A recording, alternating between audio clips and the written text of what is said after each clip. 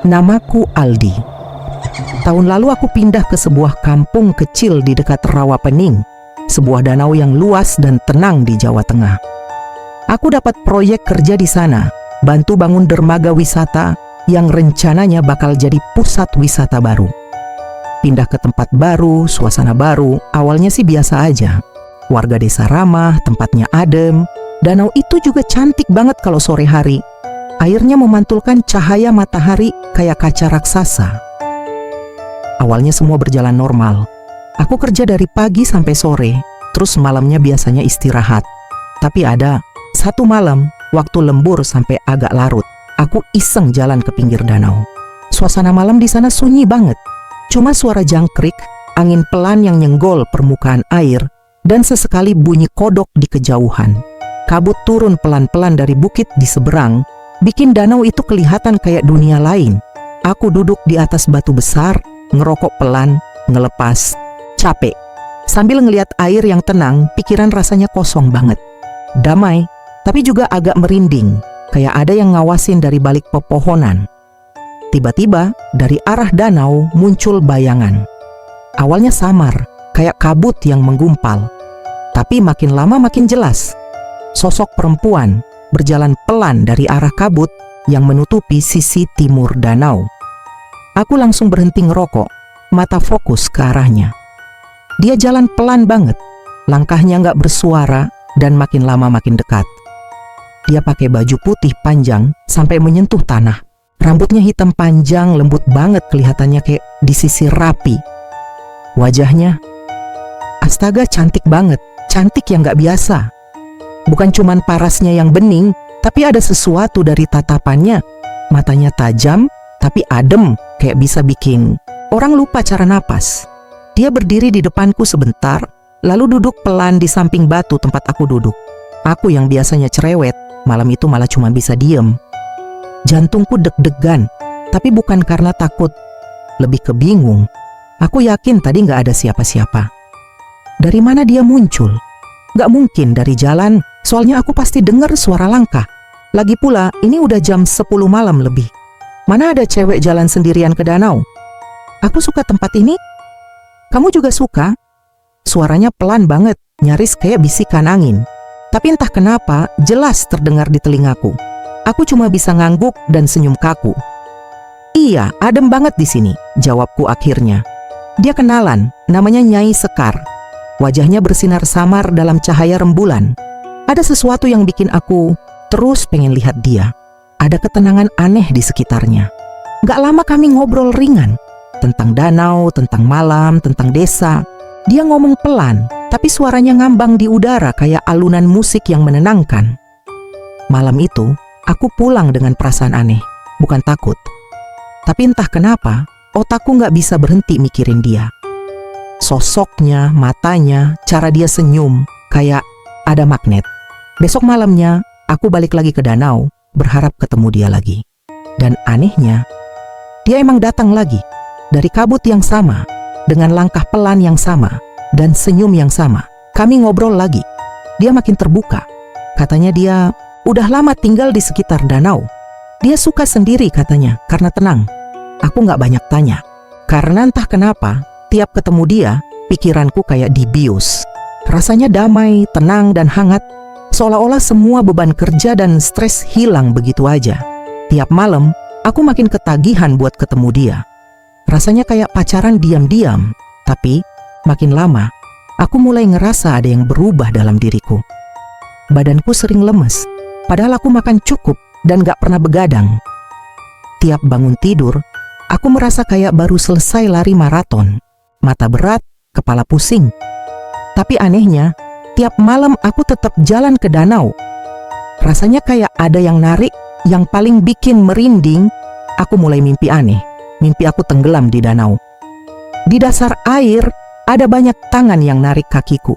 Wajah-wajah pucat muncul dari lumpur, mata mereka kosong, mulut menganga seperti minta tolong. Dan di antara mereka, selalu ada Nyai Sekar. Tapi wajahnya beda. Matanya merah, senyumnya lebar banget, sampai kelihatan semua giginya. Aku bangun dengan keringat, dingin napas ngos-ngosan. Tapi anehnya, Malamnya aku tetap datang ke danau, seolah-olah mimpiku nggak pernah terjadi.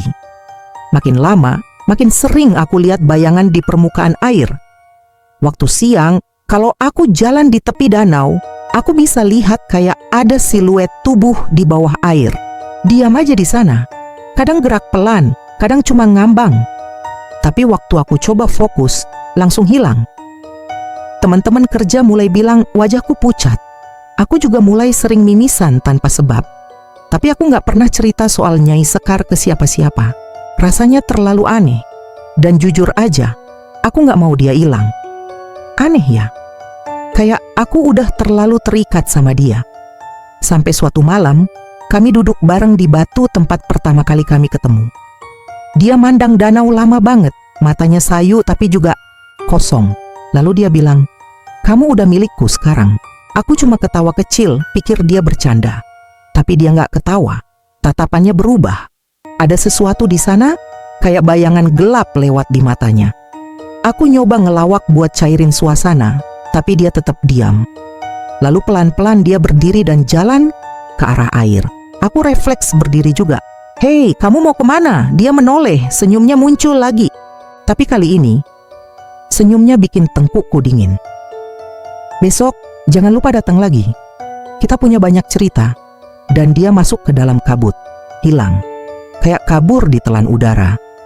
Aku pulang malam itu dengan perasaan campur aduk. Dan besok paginya, ada bekas aneh di punggungku. Seperti luka bakar kecil, bentuknya kayak bunga teratai. Aku nggak tahu dari mana asalnya. Tapi ada satu hal yang pasti. Sejak aku kenal Nyai Sekar, hidupku nggak pernah sama lagi. Sejak pertemuanku dengan Nyai Sekar makin intens, aku jadi sering kehilangan fokus saat kerja. Teman-teman proyek mulai ngelirik aneh karena aku sering bengong dan kadang ngomong sendiri. Aku sendiri mulai merasa aneh dengan tubuhku. Kepala sering pusing, tidur nggak pernah nyenyak, dan yang paling parah, aku sering mimpi buruk. Dalam mimpi itu, aku selalu berada di dasar danau yang gelap, dan suara-suara lirih terus memanggil namaku. Kadang bisikan perempuan, kadang jeritan seperti orang tenggelam. Suatu malam, aku baru aja mau balik ke mes, habis beli kopi di warung depan gang, tiba-tiba Pak Lurah manggil. "Mas Aldi, sempatkan sebentar, saya mau ngobrol," katanya serius. Aku heran, tapi ya udah, ikut aja duduk di teras rumahnya. Pak Lurah ini orang yang dikenal bijak, agak pendiam, tapi kalau udah ngomong biasanya penting. "Mas Aldi, saya perhatiin kamu sering ke danau malam-malam. Hati-hati loh mas, apalagi kalau sampai ketemu perempuan. Cantik," ujarnya pelan, tapi tegas. Aku spontan ketawa kecil, coba santain suasana. "Ah masa sih pak? Saya ketemu orang beneran kok, namanya Sekar. Orangnya baik, nggak serem sama sekali." Tapi wajah Pak Lurah berubah. Matanya agak merah, suaranya lebih berat. "Mas, Nyai Sekar itu bukan manusia, dia penunggu danau. Udah ada sejak zaman dulu sebelum desa ini ada. Cerita ini bukan cuma mitos mas. Nyai Sekar muncul tiap 20 tahun. Dan tiap kali dia muncul, selalu ada korban. Biasanya laki-laki dari luar desa, seperti sampean." Jantungku langsung berdegup kencang. Aku berusaha tetap tenang, tapi dalam hati mulai kacau. "Korban gimana maksudnya pak?" tanyaku, meski udah bisa nebak arahnya kemana. Pak Lurah menghela napas. "Dia minta tumbal mas, tiap 2 dekade. Dan yang dia pilih nggak bisa lari. Biasanya ditandai dulu. Tubuhnya mulai lemah, susah tidur, sering mimpi buruk. Lama-lama hilang, tanpa jejak. Kayak ditelan danau, aku diam. Lalu secara refleks, aku nyentuh punggungku. Luka aneh berbentuk bunga teratai itu masih ada, makin jelas. Malah kadang perih kalau malam. Aku ingat waktu Nyai Sekar bilang dengan nada lembut, tapi merinding, "Itu tanda kamu sudah milikku." Malam itu aku gak bisa tidur. Aku mikirin omongan Pak Lurah, tanda di punggungku, dan perubahan yang aku rasain. Semua kayak mulai nyambung. Tapi di sisi lain, bagian dari diriku kayak gak mau percaya. Rasanya terlalu gila. Masa iya, perempuan secantik itu bukan manusia? Akhirnya, karena penasaran dan juga takut, aku mutusin buat bawa kamera kecil waktu ketemu Nyai Sekar. Aku taruh di kantong jaket, setting buat ngerekam otomatis. Malam itu seperti biasa, aku jalan ke tepi danau. Kabut turun pelan, dan di kejauhan, siluet perempuan itu muncul dari arah air. Bajunya putih, rambut panjang terurai, wajahnya tetap cantik, setidaknya dari mataku. Kami ngobrol seperti biasa, tapi kali ini aku lebih hati-hati. Aku tanya-tanya soal asal-usulnya, dan dia cuma jawab samar. Aku sudah lama di sini, tempat ini tenang, dan aku hanya butuh seseorang yang menemani, katanya sambil senyum. Setelah sekitar 30 menit, aku pamit pulang. Tapi sebelum pergi, dia sempat pegang tanganku erat banget. "Kamu gak akan ninggalin aku kan?" bisiknya sambil menatap mataku lekat-lekat. Tatapan itu bikin tengkukku dingin, tapi aku angguk aja. Sesampainya di mes, aku langsung buka kamera. Tangan gemetar waktu nyalain playback. Awalnya gambar gelap, lalu muncul sosok perempuan itu. Tapi wajahnya bukan seperti yang kulihat langsung. Di kamera, yang terekam adalah sosok perempuan dengan kulit hijau kehitaman. Matanya merah menyala dan mulutnya penuh gigi tajam. Rambutnya acak-acakan dan bajunya basah kuyup kayak abis keluar dari dasar danau. Tapi dia tetap ngomong dengan suara yang sama. "Aku butuh kamu. Aku haus." Aku langsung lempar kamera ke lantai. Nafasku nggak karuan. Aku duduk di pojok kamar, peluh dingin membasahi leher dan punggung. Rasanya kayak baru lihat iblis menyamar jadi bidadari. Malam itu, aku nggak tidur sama sekali. Setiap mata tertutup, bayangan wajah Nyai Sekar versi kamera itu muncul terus. Dan anehnya, di luar kamar, aku dengar suara langkah pelan, kayak seseorang lagi jalan tanpa alas kaki di lantai kayu. Padahal kamar mes ini di lantai 2. Besok paginya, kamera itu rusak. Layarnya mati total, padahal semalam masih normal. Filenya juga hilang, kosong, kayak nggak pernah ada rekaman. Aku coba reset, cek memory card, tetap kosong. Padahal aku yakin aku lihat video itu. Aku mulai mikir untuk kabur, pindah kerja, balik ke kota, atau cari proyek lain. Tapi tiap aku buka Google Maps atau aplikasi peta, anehnya lokasi selalu stuck di danau. Sinyal HP sering hilang kalau malam. Dan lebih gila lagi, motorku sempat mogok 2 kali pas aku coba pergi jauh dari desa. Aku cerita ke mandor, tapi dia cuma nganggap aku kurang istirahat. "Jangan banyak mikir yang aneh-aneh, Di. Fokus kerja aja, mungkin kamu stres." Ya gimana nggak stres? Kalau yang aku hadapi bukan sekadar urusan kerja, tapi urusan hidup dan mati, atau mungkin lebih buruk, dari mati. Beberapa hari kemudian, ada warga desa yang datang ke proyek dan nitip pesan. Katanya, "Malam Jumat Kliwon, jangan ke danau. Apapun yang terjadi, jangan mendekat ke sana." Karena katanya, itu waktu Nyai Sekar memanggil. Aku makin panik. Tapi rasa penasaran dan rasa keterikatanku pada Nyai Sekar juga masih ada. Sebuah bagian dalam diriku kayak belum bisa lepas. Walau udah tahu kebenaran, entah kenapa aku masih ngerasa dia butuh aku. Aneh ya, mungkin ini yang disebut dijerat. Malam Jumat Kliwon datang juga. Aku duduk gelisah di kamar. Di luar suara angin kencang. Listrik sempat mati beberapa menit. Dan waktu nyala lagi, kaca jendela kamarku retak. Nggak pecah, tapi muncul retakan membentuk pola. Bentuknya seperti bunga teratai. Sama persis kayak luka di punggungku. Dan malam itu, untuk pertama kalinya, aku merasa benar-benar bukan manusia biasa yang lagi terjebak cinta. Tapi mungkin calon tumbal yang waktunya tinggal sebentar lagi. Setelah kejadian malam Jumat Kliwon itu, aku tahu aku nggak bisa diam aja. Semua pertanda udah jelas. Luka berbentuk bunga teratai di punggung makin merah dan nyeri setiap malam. Dan tiap aku ngaca, wajahku kelihatan makin pucat, kayak darahku pelan-pelan disedot sesuatu yang tak kelihatan. Suara langkah di luar kamar makin sering, dan tiap malam suara perempuan nangis selalu terdengar samar dari arah danau. Padahal aku udah nggak kesana lagi. Aku mutusin buat kabur dari desa. Kupikir kalau aku bisa keluar dari tempat ini, mungkin pengaruh Nyai Sekar bakal hilang. Pagi-pagi buta aku siapin motor, isi bensin penuh, bawa semua barang seadanya. Jalanan sepi, kabut masih menggantung rendah. Tapi anehnya, Setiap aku ngelewatin jalan utama desa dan belok keluar, ujung-ujungnya aku balik lagi ke pinggir danau. Aku putar arah, coba lewat jalan kecil, masuk ke jalur perkebunan, bahkan lewat jalan setapak ke arah hutan. Tetap aja entah gimana, aku selalu nemu diriku balik ke tempat itu. Kayak aku dikurung, kayak rawa pening gak mau ngelepasin aku. Di satu titik, aku nyaris gila. Teriak sendiri di pinggir danau, frustasi, marah, takut. Aku teriak ke arah danau, "Apa maumu? Lepasin aku." Tapi yang nyaut cuma gemas suara sendiri sama suara air bergolak pelan, kayak ada sesuatu yang bergerak di bawah permukaannya. Saat itu aku sadar, aku gak bakal bisa lari. Satu-satunya cara lepas dari kutukan ini mungkin dengan kasih tumbal pengganti. Awalnya aku jijik sama pikiran itu. Mana mungkin aku nyerahin orang lain buat gantiin aku? Tapi semakin hari, semakin parah keadaanku. Setiap malam aku mimpi diriku tenggelam, diraih tangan-tangan dingin dari dasar danau.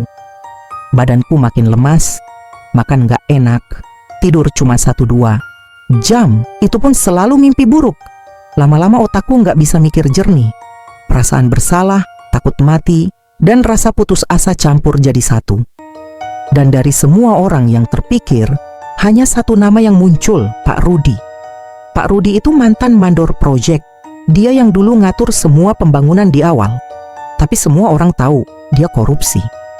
Banyak dana pembangunan hilang, alat-alat keselamatan buat pekerja dipotong, dan satu malam ada pekerja yang jatuh ke danau karena jembatan bambu yang rapuh. Orang itu hilang. Sampai sekarang nggak pernah ditemukan. Warga kampung masih bisik-bisik soal kejadian itu.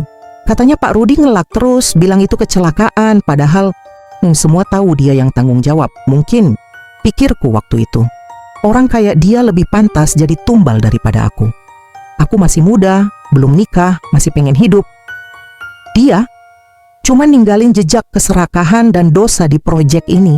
Aku nggak langsung eksekusi, butuh beberapa hari buat ngumpulin keberanian. Setiap malam, Nyai Sekar datang di mimpiku, tapi mukanya sekarang bukan cuma cantik. Separuh wajahnya hancur, kulitnya mulai membusuk, dan mata merahnya selalu nyala. "Waktumu hampir habis, Aldi," bisiknya. "Kalau kamu gak pilih, aku yang pilih." Akhirnya, malam itu aku ngontak Pak Rudi. Kebetulan dia lagi datang ke desa, katanya mau urus sisa proyek yang belum kelar. Aku ajak dia ngobrol santai. "Pak, yuk kita nostalgia bentar ke danau. Udah lama gak ngelihat lokasi awal kita mulai, siapa tahu bisa bikin tenang pikiran." Dia mau aja, malah semangat. Katanya dulu tempat itu bikin dia tenang. Aku cuma bisa senyum kecut dengernya. Kita duduk di pinggir dermaga bambu yang udah tua. Malam itu langit mendung, danau berkabut. Aku duduk diam, tangan gemetar, jantung deg-degan kayak mau copot. Pak Rudi mulai cerita ngalor ngidul soal masa proyek. Aku pura-pura dengerin, padahal pikiranku kacau. Tiba-tiba angin berhenti. Air danau yang tadinya tenang mulai bergelombang. Aneh, gak ada perahu lewat. Tapi permukaannya mulai beriak kayak ada sesuatu dari bawah mau muncul. Dari balik kabut terdengar suara perempuan menyanyi. Suara lirih, pelan, tapi bikin merinding. Pak Rudi langsung diam. Lo dengar suara itu?" tanyanya. Aku angguk pelan. Suara itu makin jelas. Nyanyian berubah jadi tangisan. Pak Rudi berdiri, panik. "Aldi, ini tempat apa sih? Lu ngajak gua ke sini buat apa?" Aku nggak jawab. Aku berdiri pelan, mundur beberapa langkah. Dari tengah danau muncul siluet perempuan berjalan di atas air. Tapi kali ini, wujudnya nggak ditutupi ilusi cantik. Dia datang dengan wajah aslinya, kulit kehijauan, rambut panjang menutupi separuh wajah, mata merah terang kayak bara api. Pak Rudi teriak, "Aldi, apaan itu? Gila lu ya!" Tapi aku cuma bisa mundur. Dan dalam satu kedipan, air danau mendadak naik membentuk ombak besar. Dari bawah, tangan-tangan hitam muncul, menarik tubuh Pak Rudi. Dia teriak minta tolong, tapi nggak ada yang bisa aku lakuin. Tubuhnya ditarik, dibanting ke air, dan langsung tenggelam. Suara tangis berubah jadi tawa, pelan, dan semuanya hening. Danau kembali tenang. Kabut perlahan menyebar lagi, menutupi semua jejak kejadian. Gak ada darah, gak ada jejak. Seolah-olah Pak Rudi gak pernah ada di sana. Aku berdiri diam beberapa menit. Lutut gemetar, dada sesak, pikiran kosong. Tapi ada satu hal yang aku rasain. Untuk pertama kalinya setelah berminggu-minggu, aku bisa tarik napas dalam-dalam tanpa nyeri. Luka di punggung pelan-pelan hilang. Badanku gak lemas lagi. Tidurku malam itu nyenyak, tanpa mimpi. Dan keesokan harinya, aku bisa keluar dari desa tanpa muter-muter balik ke danau. Semua terasa kembali normal. Tapi ternyata, normal itu cuma di permukaan. Beberapa minggu setelah aku balik ke kota, mimpi buruk datang lagi. Aku mimpi jalan di atas danau, sendirian, kabut tebal, dan suara Nyai Sekar selalu memanggil. Kadang lembut, kadang marah. Tapi yang paling bikin aku gak bisa tidur damai adalah satu kalimat yang terus dia ulang. Kamu tetap milikku, Tumbal cuma menunda, bukan menghapus. Setiap kali aku coba lupakan, wajahnya muncul, di cermin, di bayangan, bahkan di keramaian.